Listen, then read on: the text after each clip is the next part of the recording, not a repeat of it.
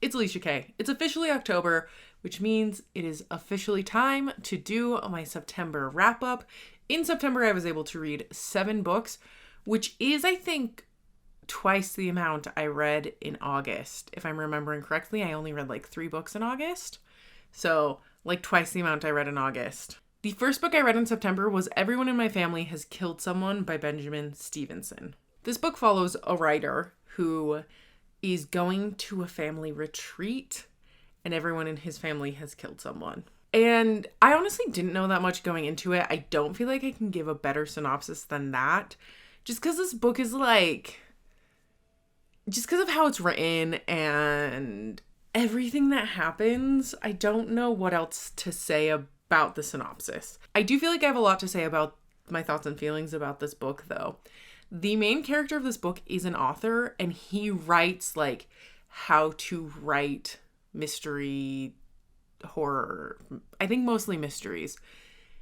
And this influences the way the book is told, and, like, honestly, I did not like it. This book, I think, could have been really good, but I think the writing fell short for me because the author spent a lot of time, like, pontificating about writing and, like, saying things like, at this point, this is where it normally happens, and this dramatic irony or, like, whatever happens here. And I'm not exaggerating when I say it actually happened in this real life. And it felt very cheesy. Like, the whole thing of, you know, at this point in the story, you expect this trope, and it actually happened in my real life, felt very cheesy. And especially with books like this, I the whole time was like, it's a book. Like, I have a harder time buying into the stories of books when they do things like this. Maybe this is just a me thing, but oftentimes when books say, like, oh, things like this don't happen in real life, or like, yeah, this actually happened in my real life, even though it's a trope, in a book, it feels kind of silly to me because it kind of takes me out of the story, and I'm just like, yeah, this is a book, and, like, most of my life isn't actually worthy of a book because most of the time there's not super interesting things happening. And sometimes you need these tropes or you need these things that don't happen in real life so you can actually have the book. Right? That's how you have a plot in a lot of cases. So this book was fine, but I think it could have been better if some of those elements were taken out and the author spent less time, like, talking about writing and tropes, because that really took me out of the story. I know this book is the first book in a series, but I don't think I'm going to continue because I didn't really like the writing style. And I honestly sometimes had a hard time rooting for the characters you were supposed to root for because I just didn't feel like they had earned it, if that makes sense. Like, I didn't feel like they earned me rooting for them because they all were kind of like playing the victim in some ways. And I know family's complicated. I know sometimes you don't feel like you have choices when it comes to family. But some of the aspects of this book, when it's like dealing with family and everyone saying, no, I have to do this because it's family, kind of irritates me. So I don't think I'll continue on with this series. The next book I read in September was The Perfect Stranger by Miranda. This book follows a woman who needs to escape her life, I think in Boston. She works for a newspaper. She needs to get away. So she quits her job. She moves to a different state to work at a high school as a teacher. She makes this move with a woman she had previously lived with, but then hasn't seen in like 8 years. And she doesn't honestly know that much about. But when she proposed this idea of moving away, they decided to go together. And then things kind of start to happen as the woman who moved away, whose name I forget, feels like her past might be catching up with her. And then also some weird things are kind of happening in this town. Someone dies, someone goes missing, things like that. And I liked this book. I thought it was pretty good. It was a good, quick read. I didn't have super strong feelings one way or the other, though. Like, I was involved in the story. I was excited to see what was happening. And I liked the characters well enough, but I wasn't, like, overly excited about it or overly into it. And I also didn't dislike it. This felt like a higher middle of the road read for me. Like, I look back on it, I thought it was good. I mean, I've already forgotten, I think, all of the characters' names, which is, not unusual for me, but I could probably name the characters if I had been a little bit more into the story. Not to say I disliked it, it just didn't blow me away by any means. Next, I read The Calculating Stars by Mary Robinette Kowal. This is a sci-fi book about the first set of female astronauts. And this story kicks off with a meteor hitting Earth prior to the moon landing happening. And I liked this book. It's about coming back from disaster and fighting for equality and things like that. I have heard some controversy around this book since reading it. The main character of this book is Jewish, and I've heard that the author is not. I personally am confused about this. I need to do a little bit more research because I kind of have found conflicting sources. Some saying that she is and some saying that she is not. And it's just kind of a little bit of confusion, a little bit of controversy surrounding this. I do plan on doing more research before I read the second book in this series, because at this point I do plan on continuing the story, but I do want to know a little bit more information about the author, about this controversy that is kind of happening. There were a couple things I didn't like in this book, and specifically the kind of spicy scenes. It didn't get super spicy, it didn't get super steamy.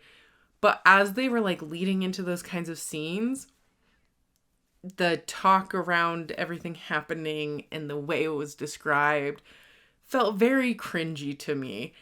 And I could have done without it. It just wasn't to my personal taste. And as a continuation of that, I think I disliked the writing style slightly. Not enough to actively dislike this book, but just enough to be oh, there's a couple times where the writing style kind of grated on me and I took a little bit of a break. But I thought the plot and everything else that was happening had me engaged enough that I came back to it. It just didn't really feel like a book to me that I could sit down and really totally binge, because I got tired of the writing style kind of quickly. But like I said, I do plan on reading the second one. And I got this one, I think, on sale from the publisher. And then I found the second one at a thrift store. So I will continue on. I already have the second one. I spent $2 on it secondhand. So that'll happen at some point in the future. The next book I read was His Only Wife by Peace Adzo Medie. This is a book about a woman who enters into an arranged marriage with a son of a very powerful family. And she is picked to try to kind of reconnect him with the family and draw him away from his current girlfriend, who the family disapproves of. I actually really liked this book and thought it was very well done. There were points when I was very annoyed and aggravated, but I think it's kind of the point. It's when you're reading a book and you're very annoyed and aggravated, and the book is kind of trying to make you annoyed and aggravated to make a point, or you're annoyed and aggravated because bad things are happening in the book, or you're annoyed and aggravated, because the characters are being annoying. It was that, annoyed and aggravated, which I honestly have realized I don't always love. This is some self-reflection I've been doing, and I know people make fun of readers who always want to have a character to root for and need a happy ending or whatever. And I don't always, but I'm kind of wanting more and more of it now, as I really am reading as an escape.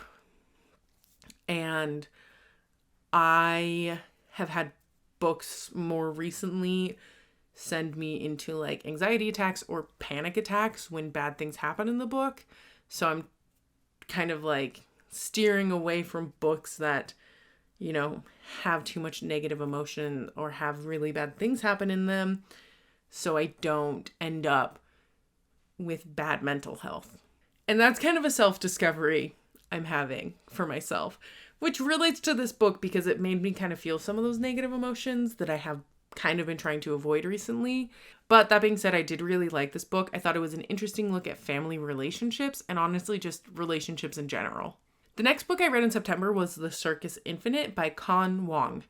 This book follows a young man as he runs away from his life and escapes and goes to this city that's like the Vegas. Well, this planet is like the Vegas of this fantasy world. There's pleasure and like what happens there stays there. It's sexy. It's the rules are a little bit looser, things like that. And he runs away here and is going to try to make a new life for himself and finds employment at a circus. I really like this book. I like the main character. I like the side characters. I like the story we go on.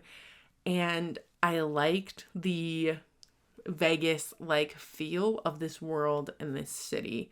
And it did feel very much like this is supposed to be a fictionalized version of Las Vegas.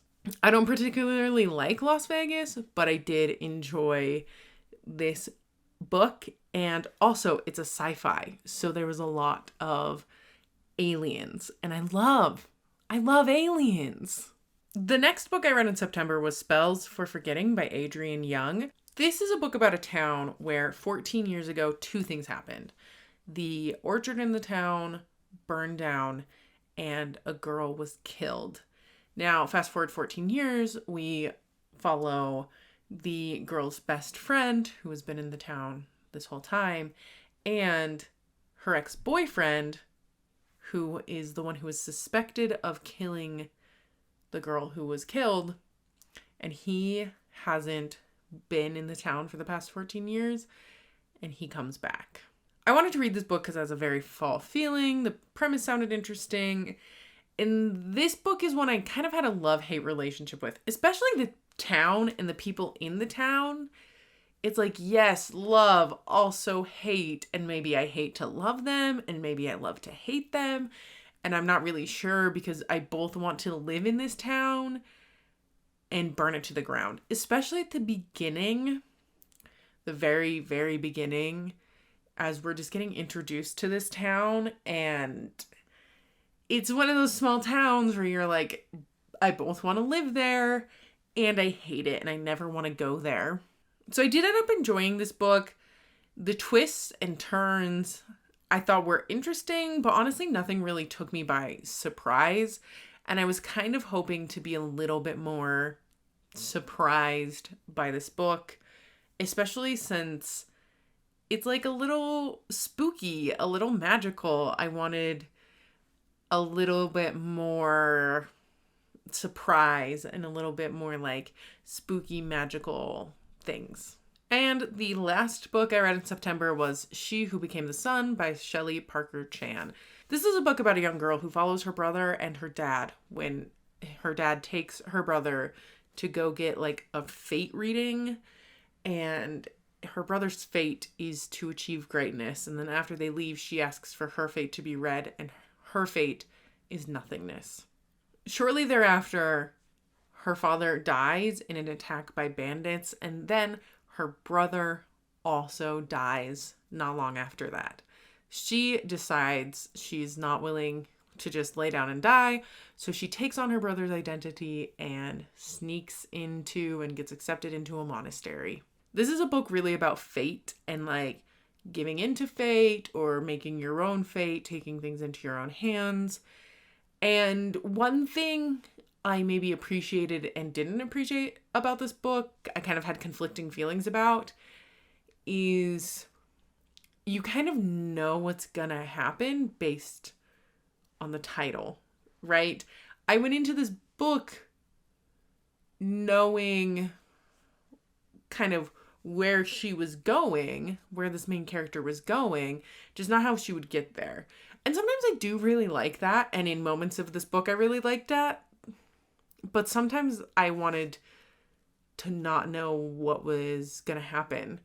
Sometimes I wanted to really question if she was going to make it and not be so assured that things were going to happen. But I did like this book. I was telling some people who asked me about it, like people who saw me reading it, came over when I was reading it, saw it out and about, whatever.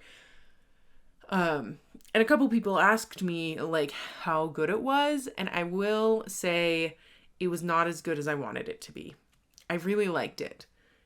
I think it has a couple things going against it, which is why I didn't like it as much as everyone else seems to. And this is not saying that this book is bad. It is saying that this book wasn't like the perfect book for me. This book has been out for a while, and especially when it first came out, I was hearing all of these rave reviews about how it's like one of the best books of the year, one of the best books I've ever read, all these things. And for me, it just didn't hit that way. And I think part of it was expectation. I went in with my expectations probably a little bit too high for this book. And while I enjoyed it, it didn't live up to the expectations. And I know I should have had lower expectations because it is a fantasy. And I enjoy fantasy. And I'm not going to say I don't enjoy fantasy, but I consistently find over and over again that even when I read some of the best fantasy, I don't enjoy them as much as I enjoy other books. This doesn't mean I'm going to stop reading fantasy. It just means that fantasy often isn't my favorite, even if it is some of the most well-regarded or some of the best written. So I did enjoy this book, not as much as I had kind of wanted to, not as much as everyone else has enjoyed it, but I am going to read the second one because I do want to see what happens and where the story goes from here. And I would recommend it, and I would especially recommend it if fantasy is like one of your main genres, because I think this was a really well done fantasy book. I just am like actively trying to read less fantasy because I think it makes my reading life better when I read a little bit less fantasy, since I don't enjoy it as much as some of the other genres. That was everything I read in September. Honestly, nothing particularly blew me away this past month. And I have really been reflecting on the fact that I forget characters' names and sometimes feel like I don't have that much to say about books. Or when I like sit down to think about the book, I'm like, I don't even know if I remembered what happened. I don't know if I remember what I was feeling. So I'm going to try to take notes about the books I read. This is my commitment for October. So hopefully in my October TBR, you will have an Alicia who took notes about the books she read and will maybe remember characters' names or like remember a little bit more about what she was thinking and feeling when she was reading the book. For now, thank you so much for watching. Like this video if you want to. Let me know what you read in September or if you've read any of these books, and I hope to see you in my next one. Bye!